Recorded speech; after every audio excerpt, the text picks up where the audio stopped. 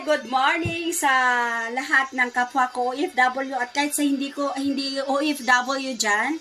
Isang tip lang po para maiwas tayo sa kahihiyan at iwas na lumaki yung ating tiyan. So may nabibili na po tayo ng hotdog. Napakasarap niya at napaka-tender juicy. So hindi lang lalaki yung tiyan mo na hanggang sa 9 na buwan at iwas ka pa sa kahihiyan at nasarapan ka pa. Napaka-juicy nito, guys. So, ito siya.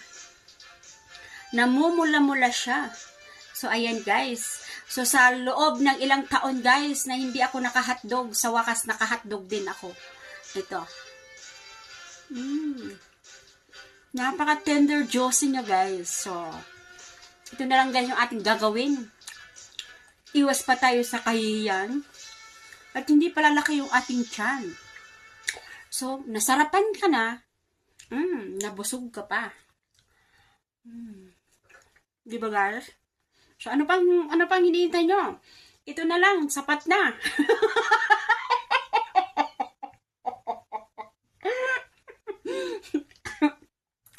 O, di ba, guys? Solve na solve tayo dito.